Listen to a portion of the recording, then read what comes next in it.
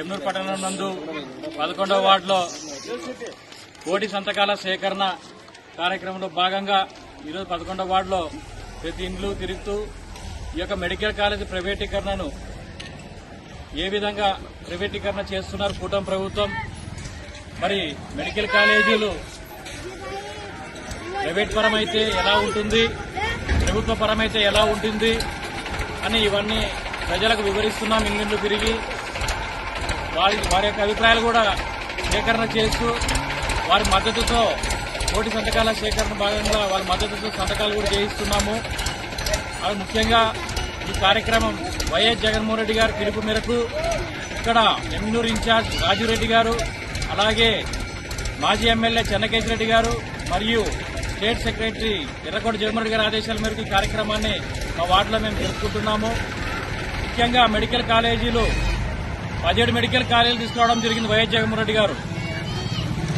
ఈ యొక్క 17 కాలేజీలు కరోనా టైంలో మన మెడికల్ హాస్పిటల్లో ఇబ్బందికి గురవుతున్నటువంటి ప్రజలకు దృష్టిలో ఉంచుకొని కరోనా టైంలో వచ్చినటువంటి ఆలోచనే ఈ 17 మెడికల్ కాలేజీలు రావడం జరిగింది. అప్పుడు జగన్మోహన్ రెడ్డి గారు కరోనా టైంలో ఎంతో మన ఆంధ్రప్రదేశ్ రాష్ట్రాన్ని కాపాడుకోవడం జరిగింది. కరోనా బారిన మహమ్మారి నుంచి ఎంతో మందిని ఇంటింటికి పంపించి వాలంటీర్ రూపంలో, సచివాలయాల రూపంలో ఇంటింటికి పంపించి కరోనా టైంలో వైఎస్ జగన్మోహన్ రెడ్డి గారు మన ప్రజల్ని కాపాడుకున్నట్టు, అదేవిధంగా ఇక్కడ మన ఆంధ్రప్రదేశ్ లో మెడికల్ కాలేజీలు అయితేనేమి హాస్పిటల్ అయితేనేమి లేవనే ఉద్దేశంతో 17 మెడికల్ కాలేజీలు, అందులోనే హాస్పిటల్ కూడా 400 పడకల హాస్పిటల్ కూడా దాంట్లో ఆ మెడికల్ కాలేజీలోనే ఉంచడం, ఇవన్నీ మన ప్రజలకు ఉపయోగపడుతుంది.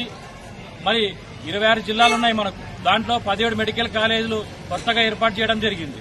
అందులో 5 మెడికల్ కాలేజీల్లో ఆల్రెడీ అడ్మిషన్స్ నడుస్తూ క్లాసులు నడుస్తూ ఉన్నాయి.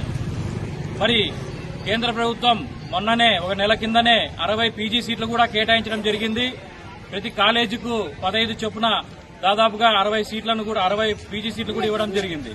కానీ మెడికల్ విద్య, వైద్యం, ఉచిత విద్య అందాలి, ఉచిత వైద్యం అందాలని ఒక దృఢ సంకల్పంతో ఈ యొక్క 17 కాలేజీలను తీసుకురావడం జరిగింది వైఎస్ జగన్మోహన్ రెడ్డి గారు.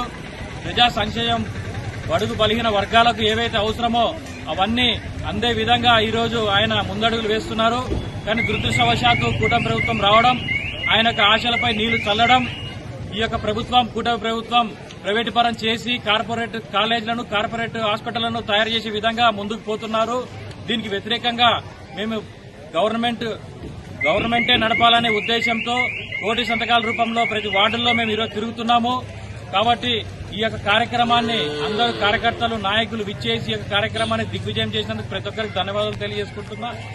పెద్దలకు ధన్యవాదాలు తెలియజేసుకుంటూ సెలవు తీసుకుంటున్నా. జై జగన్, జై జగన్, జై జగన్.